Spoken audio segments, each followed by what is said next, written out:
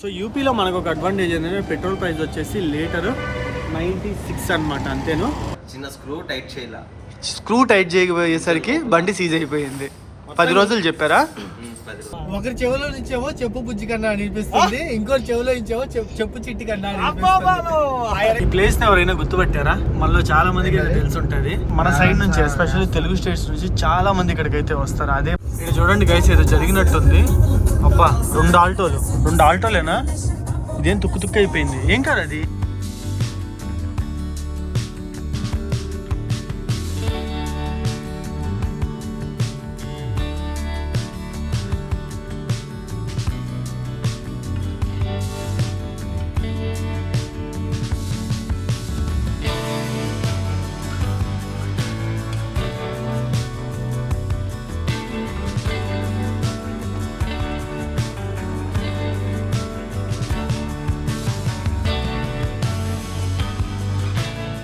So back side vehicle అయితే చూస్తున్నారా, ఏదో మిస్ అయినట్టు అనిపిస్తుంది కదా.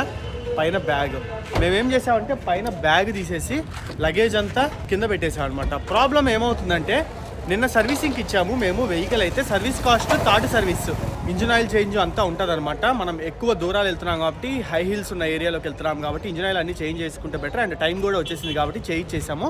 2640 రూపీస్ బిల్ అయితే అయింది. సో సర్వీసింగ్కి ఇచ్చేటప్పుడు మేము లగేజ్ అంతా తీసేసి పైన రూమ్లో పెట్టేసాము. ఇప్పుడు ఏం చేసామంటే పైన రూమ్లో పెట్టేసుకోకుండా లోపల పెట్టేసాం, ఎందుకంటే పైన లగేజ్ ఉంటే కొంచెం తలకాయ నొప్పి అనమాట. యూపీ వచ్చే వాళ్ళు ఎవరైనా సరే గుర్తుపెట్టుకోండి, వైట్ నెంబర్ బోర్డు ఉన్న కార్కి పైన క్యారియర్ కనుక మీరు పెట్టిస్తే ఫైన్ 7000 రూపీస్ ఫైన్. మేము ప్రతి దగ్గర కొంచెం మేనేజ్ చేసుకుంటా, రిక్వెస్ట్ చేసుకుంటా వచ్చేసరికి మాకు ఇప్పుడు వరకు అయితే ఏం పర్లా. ఒకరేమో ఆన్లైన్లో ఫైన్ వస్తుంది అని అన్నాడు, కానీ అది వస్తుందో రాదో తెలియదు, చూడాలి. ఇప్పుడు దాకా అయితే రాలా. So hi friends, welcome back to my channel HN Moto Vlogs. ఈరోజు మన లదాఖ్ రైడ్లో డే 3. సో మీరు ఎవరన్నా మన ఛానల్ కొత్తగా చూసినట్టయితే ఒక 3 to 4 వీడియోస్ చూడండి. కంటెంట్ వస్తే తప్పకుండా సబ్స్క్రైబ్ చేసుకోండి. సో ఈరోజు మనం ఆగ్రా నుంచి స్టార్ట్ అవుదాం. బండి సర్వీసింగ్ అయిపోయింది, స్టార్ట్ అయిపోదాం. ఇక్కడ నుంచి ఎక్కడికి వెళ్తున్నాం ఏంటనేది ఆన్ ద వేలో వెళ్తూ మాట్లాడుకుందాం. ఆగ్రా సిటీని అయితే క్రాస్ చేస్తున్నాం. ఈరోజు మేము ఆల్మోస్ట్ జమ్మూ బార్డర్ వరకు అయితే వెళ్ళిపోతాం అనుకోండి. పంజాబ్ ఎంటర్ అయిపోతాం, హర్యానా కూడా ఎంటర్ అయిపోతాము. ఢిల్లీ అయితే పిచ్చ ఈజీగా క్రాస్ అయిపోవచ్చు. మార్నింగ్ 9కి స్టార్ట్ చేసేసాం రైడ్ అయితే. 9 అవుతుంది ఈ టైం దగ్గరగా. సో ఆరుతో పారితే వెళ్ళిపోవచ్చు, ఎందుకంటే ఆగ్రా నుంచి ఢిల్లీ వరకు 180 కిలోమీటర్స్ మొత్తం ఎక్స్ప్రెస్ వే అయితే ఉంటుంది. ఈజీగా ఒక 2.5 hours వెళ్ళిపోవచ్చు. అదే పెద్ద కార్ అయితే 2 hours లోపే వెళ్ళిపోవచ్చు.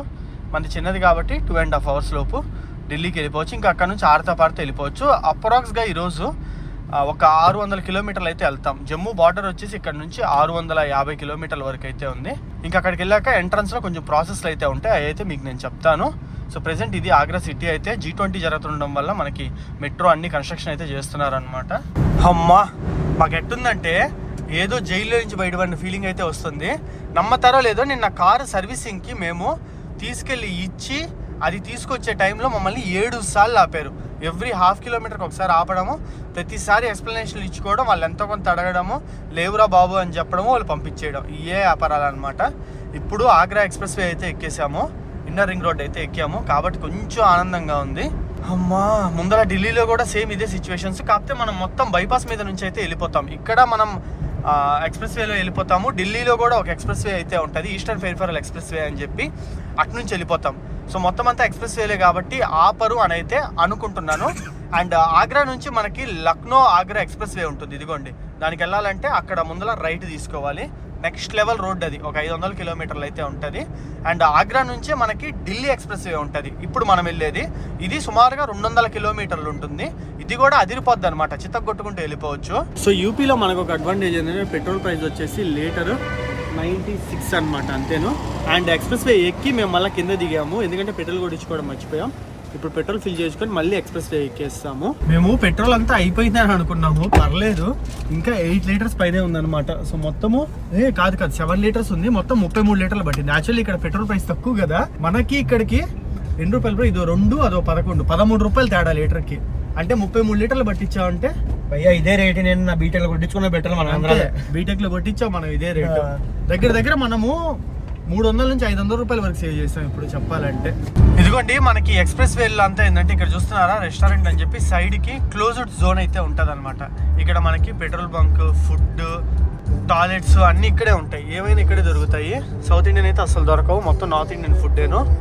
ఎస్పెషల్లీ పావ్ బాజీలు అవన్నీ దొరుకుతాయి అనమాట. ఇది మిస్ అయిందే ఇంకా మళ్ళీ మథురా దగ్గర, అంటే ఒక 50-60 కిలోమీటర్లు వెళ్తే కానీ ఇంకో ఆప్షన్ అయితే ఉండదు. సో బెటర్ ఏంటంటే ఆగ్రాలో గట్టిగా తిని బయలుదేరాలి అండ్ ఫ్యూయల్ ఫిల్ చేయించుకొని బయలుదేరాలి. ఎక్స్ప్రెస్ వే ఏంటంటే ఒక ఎడారి లాగా అనుకోండి, మనకైతే ఫాస్ట్గా వెళ్ళిపోవచ్చు, కాకపోతే అన్ని ఆప్షన్స్ ఉండవు అనమాట ఎక్కువ, అదే ప్రాబ్లము.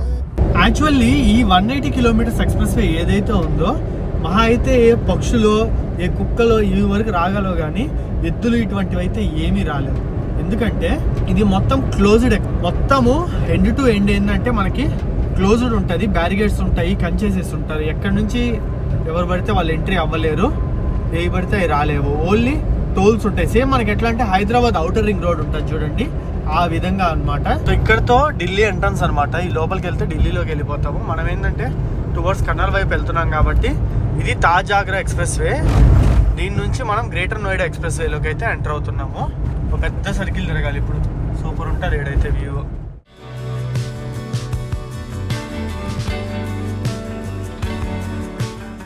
సో మ్యాటర్ ఏంటంటే ఎగ్జాక్ట్లీ ఢిల్లీ దాటేసి మేము కర్నల్ దగ్గరికి అయితే వచ్చేసాము. టైం వచ్చేసి అప్రాక్స్ 12:31 అయితే అవుతుంది. సో ఇప్పుడు లంచ్కి అయితే ఆగాము అనమాట. సో విషయం ఏంటంటే ఆదర్శ్ బ్రో అని మన సబ్స్క్రైబర్ కమ్ ఫ్రెండ్ అనమాట, విజయవాడ నుంచి.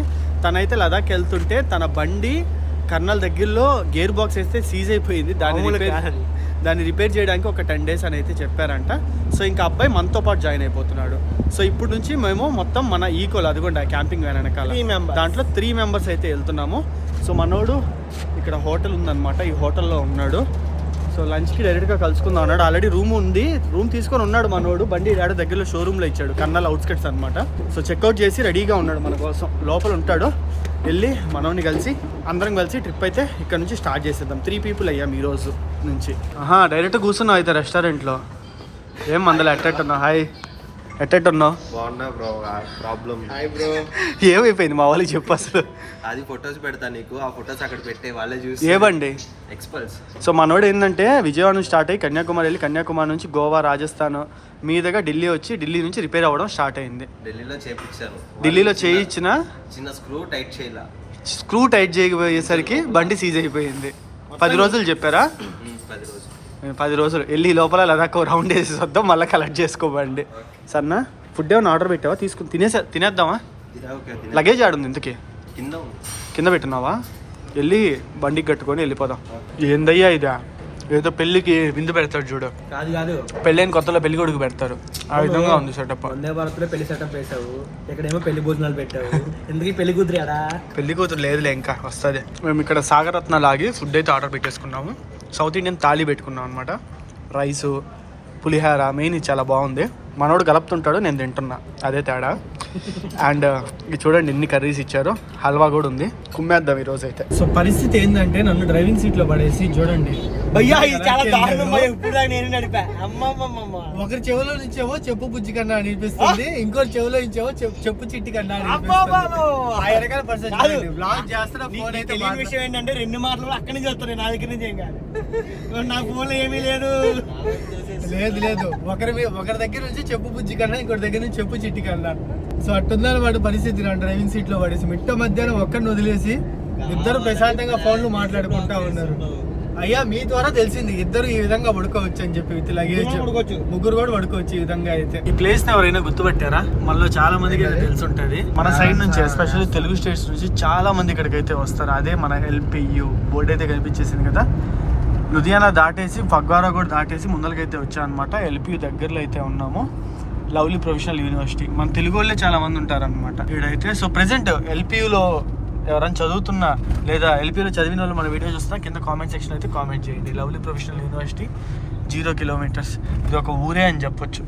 ఇదంతా యూనివర్సిటీ వల్ల ఒక పెద్ద ఊరే క్రియేట్ అయింది ఇక్కడ. సో ఇది ఎంట్రన్స్ అనమాట లోపలికి అయితే.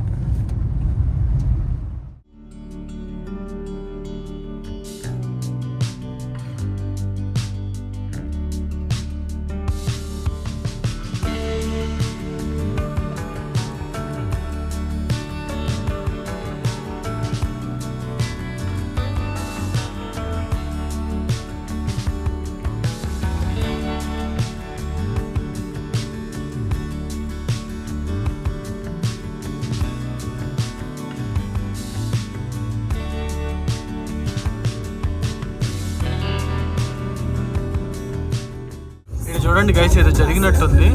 అబ్బా 2 ఆల్టోలేనా? ఇదేం తుక్కు తుక్కు అయిపోయింది. ఏం కార్ అది? ఏదో కార్ ఫోర్డ్ అనుకుంటా. ఫోర్డ్ కార్ లాగుంది. రెండు తుక్కు తుక్కు అయిపోయాయి.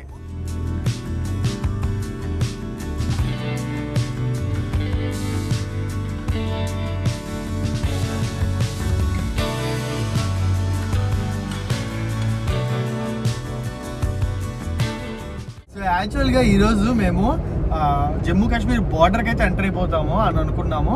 కాకపోతే మన వాళ్ళు ఏం చెప్తున్నారంటే వీళ్ళిద్దరు అయితే గోల్డెన్ టెంపుల్ చూడలేదన్నమాట. So actually Jammu Kashmir border, Amritsar ఇవన్నీ దగ్గర ఉంటాయి గోల్డెన్ టెంపుల్ ఇవన్నీ. సో ఈరోజు గోల్డెన్ టెంపుల్ ఆగిపోదాము. గోల్డెన్ టెంపుల్ చూసుకొని రేపు మార్నింగ్ డైరెక్ట్గా మనం ఇక లోపలికి అయితే వెళ్ళిపోదాము, కాశ్మీర్లోకి అయితే ఎంటర్ అయిపోదాము అని అంటున్నారు. ఇంకా మేము అదే డిసైడ్ అయ్యాము అనమాట. నేను యాక్చువల్లీ అయ్యా చెట్లవ్వా అయ్యా డైవర్షన్స్ ఉన్నాయి. నేను యాక్చువల్లీ 2 times 3 times వెళ్ళాను అనమాట గోల్డెన్ టెంపుల్కి. సో ఇంక మన వాళ్ళు వెళ్ళలేదు కాబట్టి ఈరోజు అందరం కలిసి అమృత్సర్కి వెళ్తున్నాము. అమృత్సర్లో నైట్ స్టే చేస్తాం. గోల్డెన్ టెంపుల్ అది చూసుకొని ఇక రేపు డైరెక్ట్గా రేపు నుంచి నెక్స్ట్ లెవెల్ జమ్మూ కాశ్మీర్కి అయితే ఎంటర్ అయిపోతాము. అదిరిపోతాయి వ్యూస్ అయితే.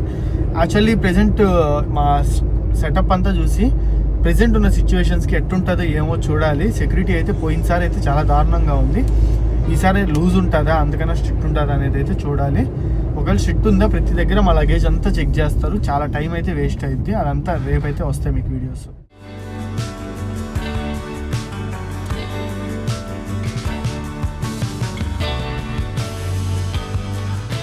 సో వెల్కమ్ టు అమృత్సర్ లోపలికి అయితే ఎంటర్ అయిపోతున్నాం మనం వచ్చేసి. భలే ఉంటుంది అనమాట ఈ ఆర్చ్ అయితే. మంచి లుక్ అయితే వస్తుంది. ఎంట్రన్స్లోనే చాలా బాగుంటుంది.